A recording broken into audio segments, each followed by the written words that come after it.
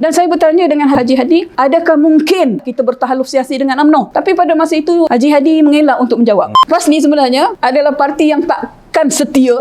Apa-apa yang mereka ungkapkan semua flip-flop. Perikatan Nasional juga melihat bahawa PAS adalah liability kepada Perikatan Nasional. Assalamualaikum dan salam sejahtera, bertemu kembali kita dalam rancangan Berani Jawab untuk minggu ini bersama kami di Next Step, dan terima kasih untuk sokongan yang anda berikan kepada kami yang tidak berbelah bahagi. Malam ini kita akan bersama dengan satu figura yang cukup hebat dalam Pakatan Harapan. Siapa tidak kenal dengan saudari Aiman Atirah Sabu yang merupakan ketua wanita Pakatan Harapan dan juga ketua wanita Parti Amanah Negara bersama dengan kita. Assalamualaikum Kak Aiman. Waalaikumsalam Izinkan saya untuk memanggil Kak Aiman ya. Boleh, boleh Wazir. Okey, alhamdulillah. Terima kasih Kak Aiman kerana sudah bersama dengan kita dalam Berani Jawab. Sudah bersedia untuk menjawab soalan-soalan dengan saya. Boleh, insya-Allah saya cuba. Okey, baik. Sebelum itulah mungkin ramai juga ingin berkenalan dengan Kak Aiman sendiri. Bila Kak Aiman sebenarnya memulakan atau melibatkan diri berkecimpung ataupun kata apa terjunam di dalam bidang politik, terjerumus dalam bidang politik kepartian ini, dan kenapa memilih bidang politik sebagai satu perjuangan hidup Kak Aiman? Okey, Assalamualaikum warahmatullahi dan salam sejahtera. Saya menyertai parti politik Nizawi daripada tahun 1990, tak silap. Saya tingkatan 6. Oh, baik. Isi borang keahlian PAS masa tu. Saya berada di Sabah ya, Sekolah Menengah St. Mary. Dan kenapa minat politik? Mungkin satu family pun ada yang daripada latar belakang tu. Contohnya Datuk Harun yang merupakan bekas Ketua Menteri Sabah. Dia ada talian keluarga di sebelah mak. Dan selebihnya adalah kerana mungkin kita melihat keperluan politik lah dalam menentukan aliran perjalanan rakyat, kedudukan Islam, kedudukan bangsa. Contoh itu pada peringkat awal lah yang saya lihat. Sebab itulah akhirnya saya menyertai parti politik PAS. Tapi pada tahun 2015 semua orang pun tahu kita telah berhijrah menubuhkan Parti Amanah Negara. Berdasarkan pelbagai sebab yang pada saya sangat penting lah. Kita rumuskan sebagai konsep hijrah. Daripada yang mungkin kita rasa kurang sesuai dah dan agak lama, kita pergi menubuhkan Parti Amanah Negara dengan mengharapkan kita menggerakkan satu gerakan Islam generasi kedua untuk Malaysia. Itulah. Baik, bercakap tentang perhijrahan, Kak Aiman, pada tahun 2015 itu berlakunya perubahan yang besar daripada PAS menubuh kepada amanah dan sebagainya. Walaupun pelbagai kecaman diterima ketika itu, dilabelkan begitu dan begini. Kak Aiman sendiri secara peribadi menganggap bahawa perhijrahan itu bagaimana? Kewajarannya setakat mana ketika itu sehingga tertubuhnya Parti Amanah Negara? Ya, pada ketika itu pada saya semua orang tahu bagaimana komitmen kita dengan PAS, perjuangan kita dengan PAS. Dan kebanyakan figura yang membentuk Parti Amanah Negara itu adalah orang-orang yang bukan asing. Mereka adalah orang-orang yang sangat dominan, sangat prominent dan frontliners kepada PAS. Contohnya Tuan Haji Muhammad Sabu, Timbalan Presiden, naib Presiden begitu ramai. Saya sendiri di peringkat wanita tu pada ketika itu adalah pengarah pilihan raya Muslimat Pusat. Tapi pada ketika itu kita melihat selepas almarhum Tuan Guru Nik Abdul Aziz meninggalkan kita, prinsip perjuangan PAS tu agak lari. Sebab kalau dulu kita sebut je, saya sendiri punya pengalaman, bila kita sebut je tentang Melayu, almarhum Tok Guru akan marah. Ya, dia kata kenapa nak cakap tentang Melayu, kenapa nak cakap tentang bangsa, fokus on Islam. Dia kata sebab bila completely tentang Islam semua akan selamat, dia kata kan. Jadi tapi dengan keadaan kita bukan rahsia lagi, kerjasama PAS dengan UMNO tu adalah dan sekarang terbukti. Selepas wujudnya muafakat nasional tu semua terbukti, walaupun mereka kata tunggulah ibarat pengat dengan tahi kan, soalan macam tu kan. Tapi dia memang bertemu sungguh pengat dengan tahi itulah kan. Jadi pada waktu itu kita melihat juga, dan yang paling penting pada saya secara peribadi, bila berlakunya kes mahkamah yang terkait dengan Tuan Guru Presiden lah pada masa itu, Haji Hadi, yang dituduh membuat fitnah ke atas seorang calon daripada keadilan yang katanya menjual pil kuda lah, whatever lah tu semua tu. Tetapi dinafikan awalnya oleh Presiden PAS. Tetapi saya sendiri menerima rakaman ceramah itu yang menunjukkan memang ada sebutan itu daripada Presiden PAS yang menuduh bahawa calon-calon itu terlibat sekian. Jadi walaupun saya dituntut oleh ahli-ahli parti, PAS masa itu untuk mempertahankan Presiden, sebab saya ni walaupun juga kata berdiri dulu. Jadi itulah. Tapi saya kata adalah sangat sukar untuk saya melakukannya, sebab saya sendiri telah menerima bukti. Di dalam perjuangan kita ni, Zawi, saya berpegang dengan satulah. Kita tak akan bercampur antara kebenaran dengan kebatilan atas alasan apa sekalipun. Dan kita tidak pernah menerima politik Machiavelli, niat menghalalkan cara. Dan dalam konteks kita sebagai ahli, walaupun kita mungkin jauhlah berbeza dengan Presiden dan apa semua tu, kita baik tapi tak bodoh. Kita tak boleh mempertahankan sesuatu yang pada prinsipnya sudah salah. Kalau awak memang pernah menuduh ataupun pernah menyebutkan orang ini, akui saja dan nyatakan kenapa. Kenapa nak berbolak-balik mengelak? Lebih bermaruah lah. Lebih bermaruah dan lebih berprinsip. Dan bila kita bercakap tentang kerjasama dengan UMNO, saya pernah bertanya di dalam Liqa Al-Fikri, apabila Haji Hadi mengatakan bahawa tahaluf siasi yang ada di antara PAS dengan Pakatan Rakyat pada masa itu adalah bukan tahaluf siasi sampai mati, dia kata. Tak ada masalah, kita boleh faham. Tetapi dia kata akan datang mungkin kerjasama dengan UMNO apa tu, sebab kita sama agama, sama, mungkin ada. Jadi saya bertanya dengan Haji Hadi pada waktu itu, adakah mungkin PAS akan bekerjasama? Masa itu Pakatan Rakyat belum jatuh, belum gugur. Kita hanya runtuh pada bulan Jun 2015, terbubar. Tapi pada masa saya bertanya tu belum lagi, kita masih dalam Pakatan Rakyat. Dan saya bertanya dengan Presiden PAS pada waktu itu, Haji Hadi, adakah mungkin disebabkan oleh Tok Guru kata kita ni sama bangsa dengan UMNO, sama agama dengan UMNO, adalah lebih mudah kita bertahaluf siasi dengan UMNO akan datang. Tapi pada masa itu again Haji Hadi mengelak untuk menjawab. Dengan dia kata di dalam Islam ni tak ada kemungkinan-kemungkinan. Kita tidak menjangka apa-apa yang di depan tu, dia kata. Jadi pada saya, isu pokok di situ adalah kamu seorang pemimpin, kalaupun kamu katalah kamu ada kiriman wahyu, whatever lah kan, ilham yang baik ke whatever lah, ada keberanian lah. Kena nyatakan keberanian. Cakap pada kita, hello, sekarang kita tak boleh bekerjasama dengan DAP dengan keadilan dah. Kita perlu membina kerjasama dengan UMNO. Tell us. Sebab pada waktu kita dipaksa untuk bekerjasama dengan DAP, menerima DAP bukan benda mudah pada kami. Bukan benda mudah. Jadi sebagai seorang pemimpin, kalaulah kita ni ada, contohnya ada perkara-perkara tertentu yang kita yakin dah benda tu, jelaskan kepada ahli dan ambil tanggungjawab. Bukan buat kerjasama ataupun hubungan-hubungan di belakang tabir.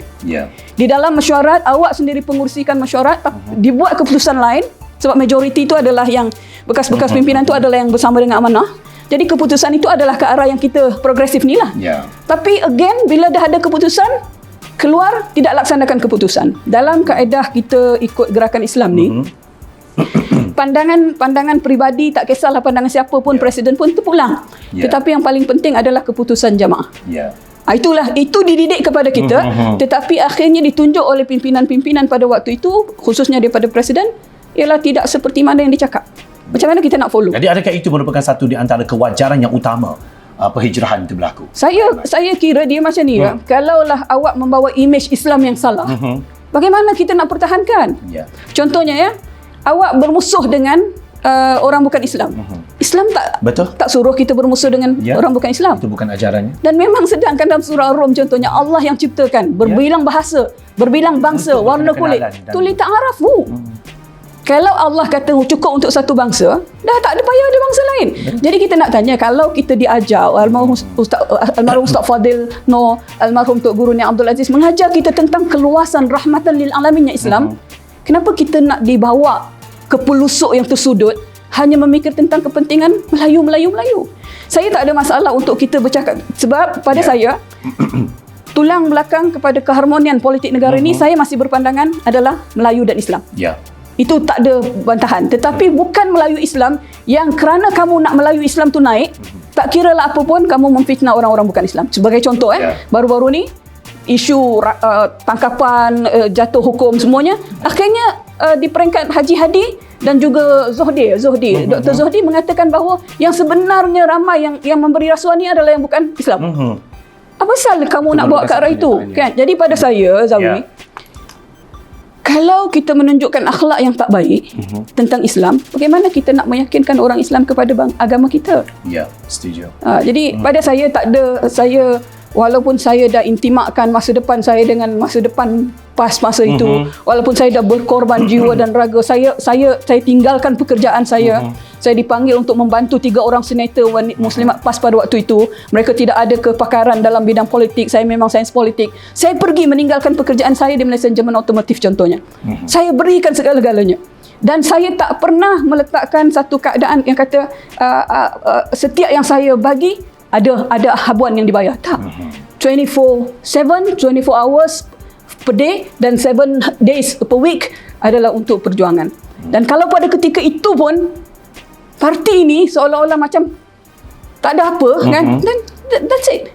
Pada kita tak ada. Pada saya, Zawi, saya mesti tekankan ini, saya tidak ada penyesalan meninggalkan parti itu. Bahkan saya gembira insya-Allah menubuhkan Parti Amanah Negara yang masih bernuansakan Islam, dan saya bersungguh-sungguh dan saya mengharapkan sokongan yang padu untuk kita menggerakkan Islam yang lebih progresif melalui Parti Amanah. Insya-Allah. Baik, Kak Aiman dikenali sebagai seorang figura politik yang agak popular di Malaysia, yang merupakan wanita yang bernegara, wanita yang berprinsip dan sebagainya. Pandangan, saya ingin melihat pandangan daripada Kak Aiman sendiri yang dikatakan bahawa ramai yang mengatakan bahawa berpersepsi bahawa wanita di Malaysia ini dikatakan buta politik. Wanita di Malaysia ini dikatakan agak malas dalam berpolitik. Adakah mereka menganggap ia tidak penting, tidak berkesan pada kehidupan mereka, ataupun kerana mereka sibuk dengan rumah tangga, anak-anak dan sebagainya yang menjadikan mereka sehinggakan ada dikatakan bahawa parti-parti politik sendiri pun tidak memandang wanita untuk diletakkan sebagai kepimpinan utama. Itu tidak dinafikan. Okey, baik. Pandangan Kak Aiman sendiri apabila melihat bahawa peluang wanita itu tidaklah sehebat yang diberikan kepada kaum lelaki, sehingga kan kalau kita lihat calon PM daripada pakatan mana-mana sekalipun pasti akan meletakkan calon lelaki sebagai satu figura yang akan dapat menarik pengundi dan sebagainya. Pandangan Kak Aiman? Okey, pertamanya kita mesti jujur melihat politik dalam negara kita ini banyak dibayangi oleh politik UMNO asalnya. Jadi wanita banyak hanya terlibat dengan politik ni bila dia ada peluang menjalankan program-program yang akhirnya mendapat sponsor-sponsor daripada parti-parti politik termasuklah UMNO. Jadi pada waktu itu kebanyakan wanita hanya melihat parti politik hanyalah satu gerakan-gerakan biasa dan nantinya akan ada sponsor, nanti dibawa ke sana sini kan. Dan yang banyak mencorak betul-betul kefahaman politik yang macam lebih kurang je kepada wanita ni adalah pada saya UMNO. Tidak bersungguh-sungguh Dan inilah yang kita wanita Pakatan Harapan melihat bahawa perlunya ada dalam negara kita satu pendidikan politik. Pendidikan politik, pendemokrasian politik yang diuruskan secara non-partisan dengan bertujuan untuk membangunkan kefahaman rakyat tentang apa itu politik, apa peranan ahli Dewan Rakyat misalnya, apa peranan ahli Dewan Undangan Negeri. Kan? Sebab kita tak mahu lagi berkelanjutan bila orang melihat politik tu adalah kalau kita ada masalah bil elektrik tak terbayar, pergi jumpa YB.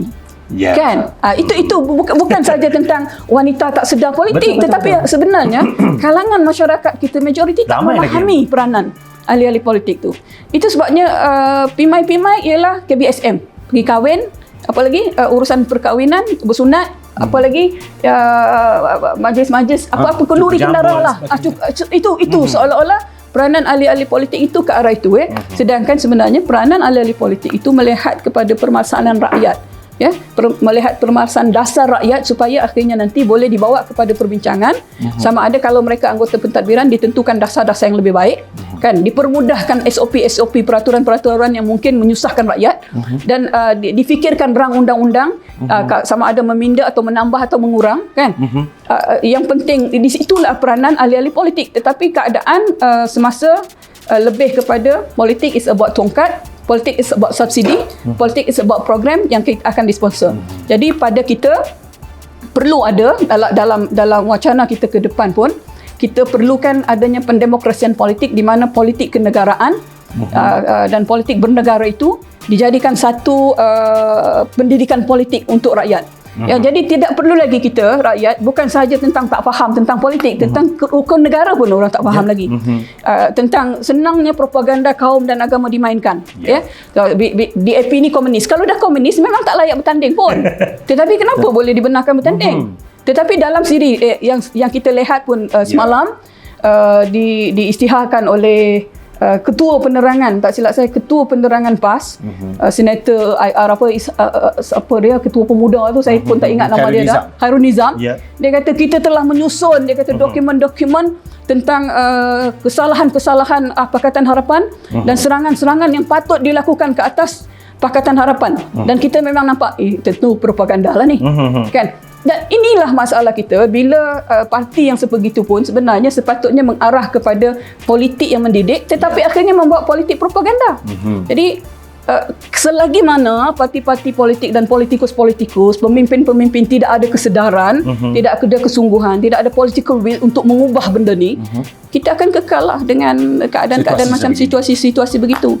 Dan pada kita memang pendidikan politik penting, dan wanita sama di peringkat negeri Pulau Pinang yang kita perintah, negeri Selangor yang kita perintah, negeri Sembilan yang kita perintah, kita ada Akademi Kepimpinan Wanita. Kalau di Selangor kita ada sidang wanita Pulau Pinang, di Pulau Pinang contohnya adalah untuk supaya kita boleh mendidik wanita apa peranan sebenarnya politik ini. Sebab politik kita kata akan menentukan sama ada anak kita nak pakai kasut hitam atau nak pakai kasut putih.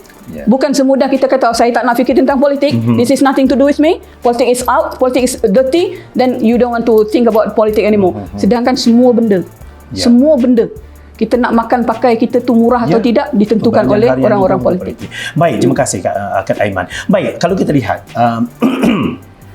Pakatan Harapan, calon figura-figura, bercakap tentang figura, populariti, ketokohan dan sebagainya.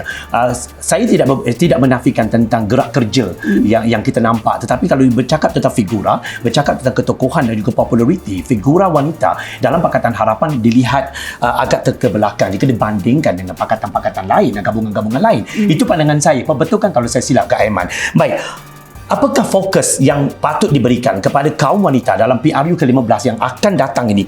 Adakah lebih sepatutnya diberikan tumpuan, diberikan ruang, diberikan peluang kepada mereka untuk lebih menonjol supaya tidak melihat bahawa Pakatan Harapan itu wanitanya adalah terkebelakang jika dibandingkan dengan figura-figura yang bila disebut namanya dilihat cukup besar untuk mentadbir negara, untuk menjadi wanita yang lebih bold, lebih menonjol daripada orang lain. Bagaimana pandangan Kak Aiman? Benda ni pada saya it is about perception, kan?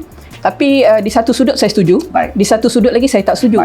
Sebab kalau kita kata figura wanita yang di parti lain tu sangat menonjol, yang mungkin boleh diletakkan di posisi tertentu, saya lihat mungkin kalau di peringkat wanita UMNO tu paling-paling Datuk Azalina je lah. Tapi itu pun kita sangat kecewa dengan kenyataan yang terbaru, kan, yang pada kita agak songsang.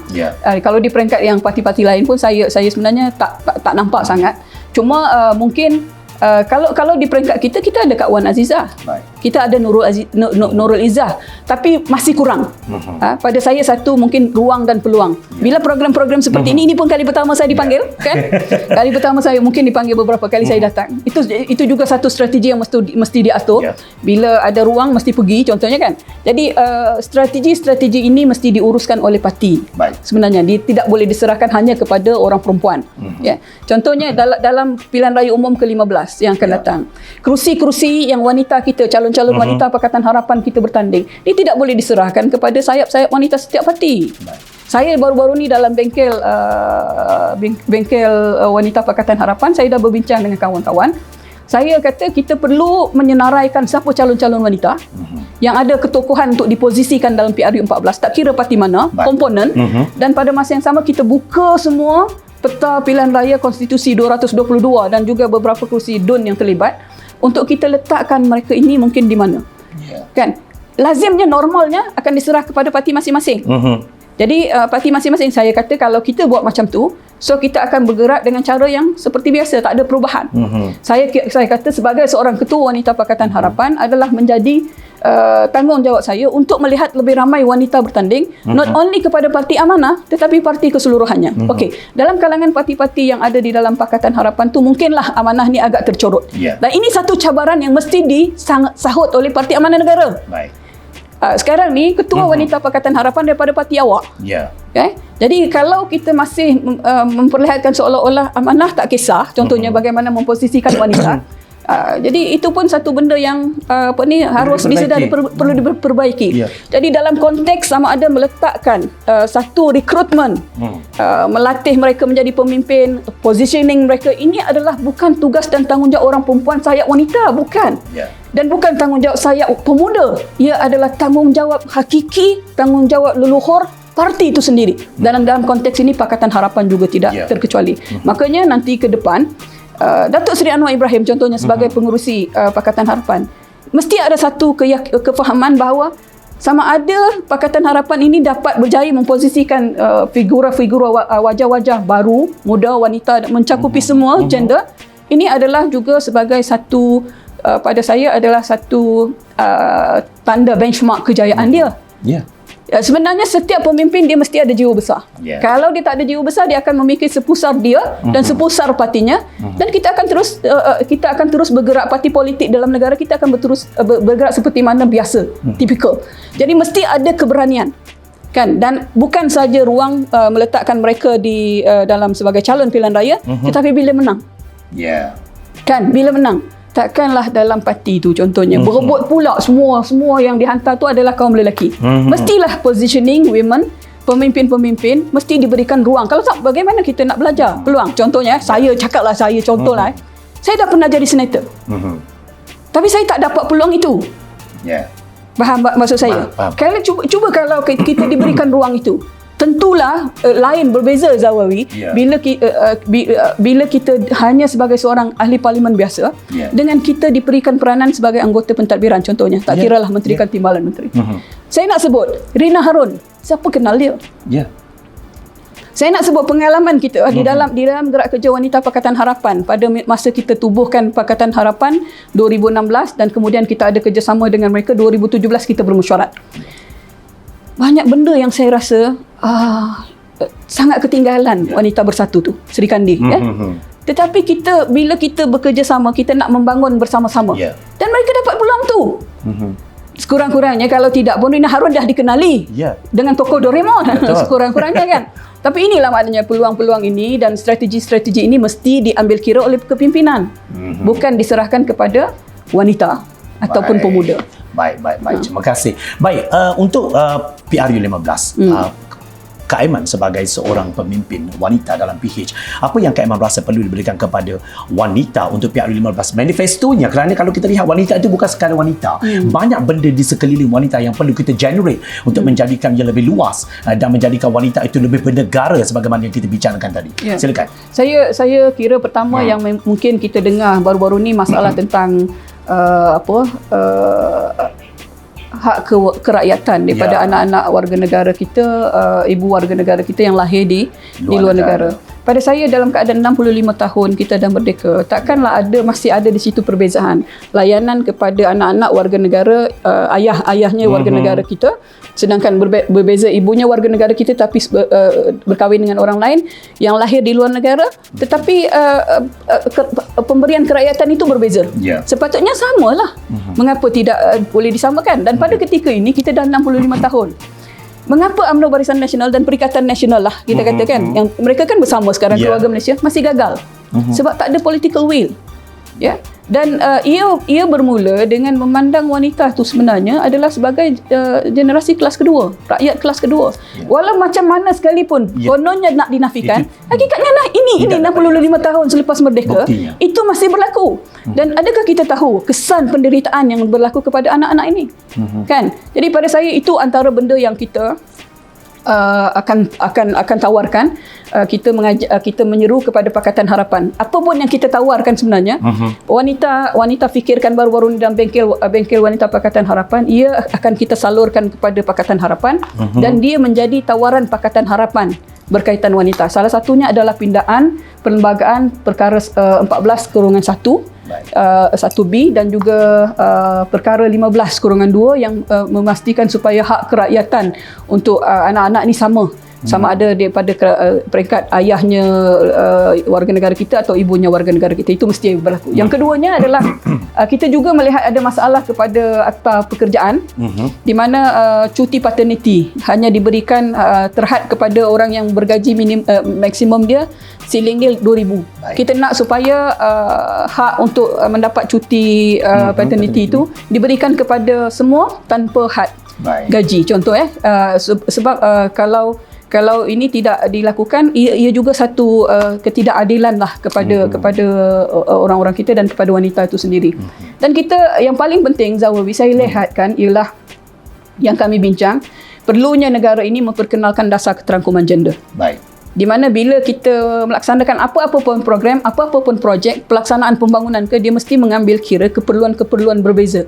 Bila kita kata keterangkuman gender, ada orang tak faham, dia ingat lelaki dan perempuan je. Tak.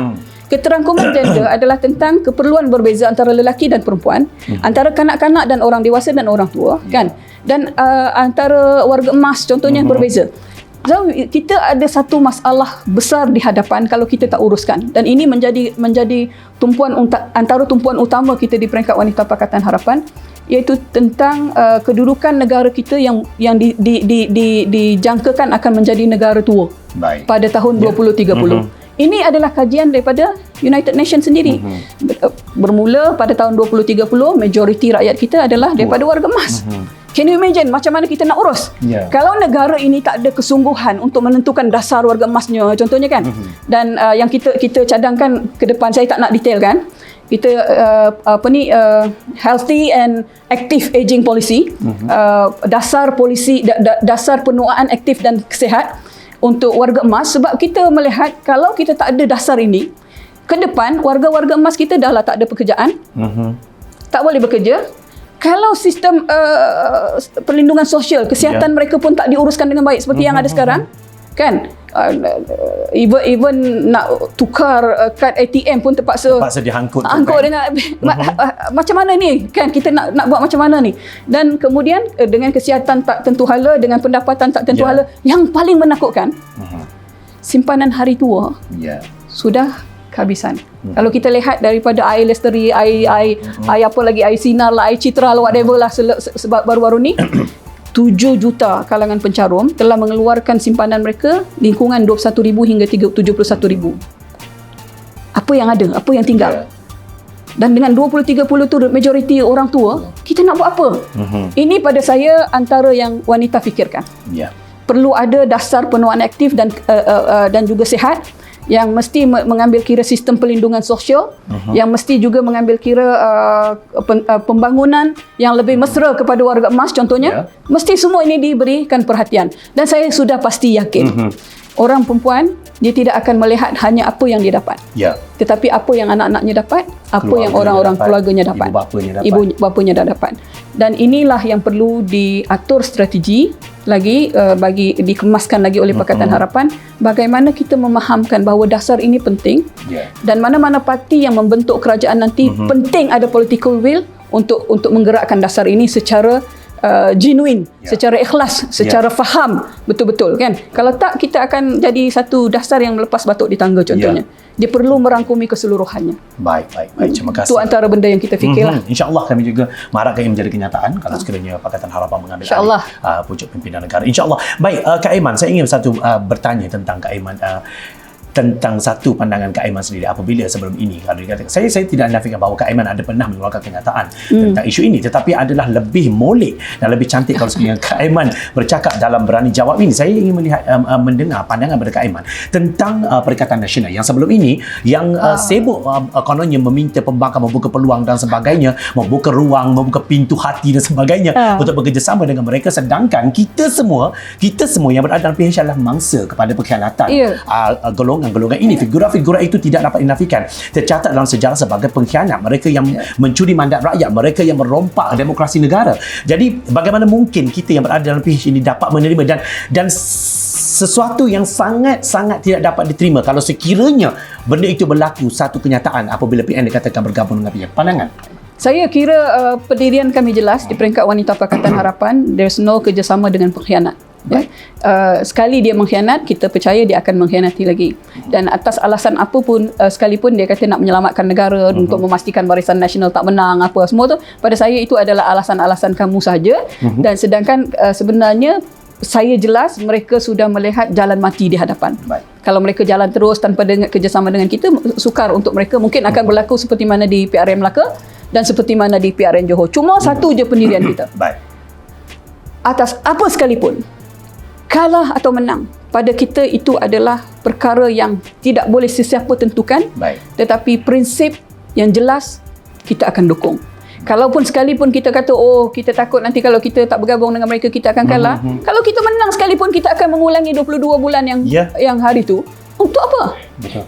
Ada banyak reformasi yang terbengkalai. Ada banyak, walaupun ada beberapa cadangan kita mereka laksanakan. Contohnya dasarang undang-undang suri rumah. Contohnya kan, dan undang-undang 4 parti. Baguslah, sekurang-kurangnya itu adalah sumbangan kita. Betul. Tetapi kalaulah mereka tidak mengkhianat, ada banyak perkara lagi yang kita boleh perjuangkan. Jadi suatu yang sangat melucukan kan, satu yang sangat melucukan, dan pada kita di peringkat wanita Pakatan Harapan kami jelas tidak akan ada kerjasama dengan pengkhianat. Tumpuan kami adalah memperkukuhkan Pakatan Harapan dan maju terus, insya-Allah. Baik. Dan pandangan Kak Aiman pula tentang PAS. Saya terbaca banyak apa yang saya bacakan tentang kenyataan-kenyataan yang tidak berhenti-henti daripada pihak PAS yang mengatakan bahawa tiada kerjasama dengan PH. PAS memberikan satu keputusan yang jelas. Tiada kerja. Saya pelik apabila kenyataan itu keluar setiap hari oleh pelbagai lapisan pimpinan daripada PAS sendiri, sehingga tertanya-tanya dalam pemikiran kita sebagai rakyat marahin yang menyokong Pakatan Harapan, ini ada satu pakatan sulit ke? Ada satu bisik-bisik di belakang tabir ke tentang isu ini? Sehingga kan PAS begitu perasan, kononnya PH teringin sangat, seolah-olah kita pernah menyatakan hasrat untuk bekerjasama dengan PAS dan sebagainya. Saya fikir masalah PAS ialah dia tak pernah percaya dengan sesiapa pun. Baik. Dan luahan-luahan ini hanya pada ketika mana PH tak pernah ada kerjasama atau rundingan dengan dia, kan tak ada apa perbincangan, tapi dia seolah-olah macam tak nak kerjasama semua. Pada saya ia adalah manifestasi ketidakpercayaan mereka kepada Bersatu. Baik. Yang dipimpin oleh Mahyudin Yassin. Dan kalaupun ada, mungkinlah kalaupun mereka mungkin memikirkan bahawa konon-konon PN nak kerjasama tu, ia bukan daripada PH, tetapi ia daripada PN. Jadi dan bila pula mereka mengatakan dalam pilihan raya umum yang akan datang ni, Kedah lah, Kelantan lah, Terengganu lah, apalah semua nak guna logo PAS, pada saya PAS ni sebenarnya adalah parti yang takkan setia, takkan percaya pada orang lain. Saya masih ingat almarhum Ustaz Fadil Noor kata apa, kita ni jangan jadi, masa kita dalam PAS lagi lah, kita ni jangan jadi macam orang yang keluar masuk kandang kambing, lepas tu kambing asyik keluar nanti lama-lama kambing yang keluar sebab rasa tak boleh bersama dengan kita. Bukan kita je yang tak boleh keluar, kita yang keluar sebab tak boleh bersama kambing pun keluar sebab tak boleh bersama dengan kita, sebab tak ada orang akan percaya kamu. Saya rasa satu masalah PAS yang ada sekarang ni adalah defisit kepercayaan rakyat kepadanya. Baik. Dan mereka sedar defisit kepercayaan rakyat ini berbilang kaum dan yang bukan seputar ahli PAS memang ada defisit kepercayaan sebab apa-apa yang mereka ungkapkan semua flip-flop. Justru itu pada saya, mereka dengan segala ketakutan itu dan sebab mereka sendiri adalah pengkhianat, so mereka takut mereka dikhianati. Dalam hal-hal yang tertentu mereka nak balik kepada UMNO, Barisan Nasional, sebab ialah siapa nak bekerjasama dengan mereka sekarang. Jadi pada saya isu yang dibangkitkan oleh Zawawi tadi adalah berpunca daripada ketidakyakinan mereka sendiri kepada Mahyudin Yassin. Dan Mahyudin Yassin pun dalam muktamar baru-baru ni saya membaca telah sebenarnya memperingatkan PAS dan Haji Hadi supaya tidak mengulangi lagi ungkapan-ungkapan yang mengatakan bahawa Bumi Putra lah yang banyak terlibat dengan rasuah. Dia kata stop it, dia kata jangan jadikan ni lagi. Sebab kita yakin dan percaya Perikatan Nasional juga melihat bahawa PAS adalah liability kepada Perikatan Nasional. Kalau perangai PAS seperti itu, seperti mana biasa yang kita tahu, kan hanya Hashim holier than thou, menghukum semua orang, dia saja yang betul, dia saja yang Islam, dia saja yang beriman. Tak ada siapa yang akan boleh memberi kepercayaan tu. Dan ini juga yang saya lihat daripada UMNO bila mereka kata dahsyatnya perangai PAS. Seperti mana Datuk Azalina pernah cakap pada saya, dahsyatnya PAS. Saya kata, sekarang baru kamu tahu dahsyatnya PAS. Kami dah lama. Saya bersama dengan PAS 25 tahun, Zawi. Kan? Segala asam garam semua dah. Tak ada penyesalan. Sebab itu kalau kita lihat pun komen-komen di dalam Facebook contohnya, ada yang adik-adik kita walau kenapa ni nak bentam kita, tak apalah, biar pilah depa kan, tak payah fikirlah. Kan? Okey, baik. Baru-baru ini kalau kita lihat apabila Datuk Seri Najib Tun Razak bekas Perdana Menteri dijatuhkan hukuman penjara 12 tahun dan juga denda RM210 juta untuk KSRC International, adalah seorang hamba Allah ni, seorang ustazah selebriti ni mengeluarkan kenyataan yang mengatakan jangan terlalu gembira atas musibah orang lain dan sebagainya. Dan saya melihat juga, saya ada terbaca tentang komen daripada kenyataan media daripada Kak Aiman sendiri yang saya dapat, yang saya katakan bahawa 100% saya secara peribadi bersetuju dengan kenyataan itu. Baik, cuma persoalan saya di sini adalah bagaimana Kak Aiman tercetus untuk mengeluarkan kenyataan itu dengan menegur ustazah selebriti terbabit tentang isu ini, dan ada juga yang sedikit mengatakan bahawa itu merupakan seolah-olah satu serangan peribadi. Adakah Kak Aiman sendiri ada masalah peribadi dengan ustazah itu, ataupun sebenarnya memang itu merupakan satu tanggungjawab untuk kita sedarkan masyarakat tentang bahawa bukan semua yang dikeluarkan oleh selebriti-selebriti agama ini akan memberikan sesuatu yang impact yang positif kepada, sebab kalau kita lihat apa yang dikeluarkan itu sangat jauh menyimpang, yang wajarnya dikeluarkan oleh seorang selebriti agama. Silakan. Pertama, saya sebenarnya tak biasa pun dengan Ustazah Asma ni. Baik. Saya tak pernah pun ikuti kuliah-kuliah dia. Baik. Dan kalaupun dia dikatakan bahawa disebutkan dia adalah ahli PAS, tapi sepanjang saya bersama dengan PAS, saya tak pernah jumpa dia. Baik. Maknanya dia bukanlah seorang yang aktif buat kerja. Baik. Kan? Mungkin untuk dan tak pernah pun sebelum ni dia terlibat dengan ceramah. Jadi saya tak nak, nothing to do secara personal tu tak ada. Cuma bila saya terima video dan saya tonton, saya tak nak komen tanpa menonton kan. Saya tonton penuh. Saya rasa ini adalah satu yang saya sebutkan selama berapa hari ni, adalah satu tindakan menormalisasikan rasuah. Baik.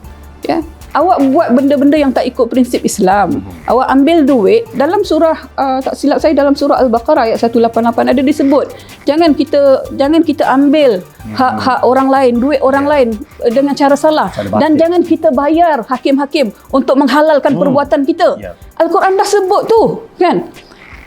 Tapi bila kita isu-isu ini bukan sedikit, tuan-tuan dan puan, juta, berpuluh juta, dan ini bukan satu case the only case Najib. Ada banyak lagi. Dan 210 juta itu melambangkan 5 kali ganda daripada apa yang mungkin dia dah ambil. Pada saya, bila seorang agamawan, saya macam inilah. Dia seorang, banyak isu yang sebelum ni membabitkan dia, saya tak pernah tegur.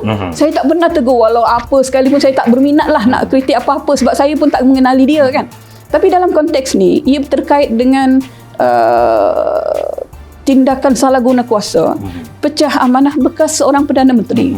Bukan benda mudah.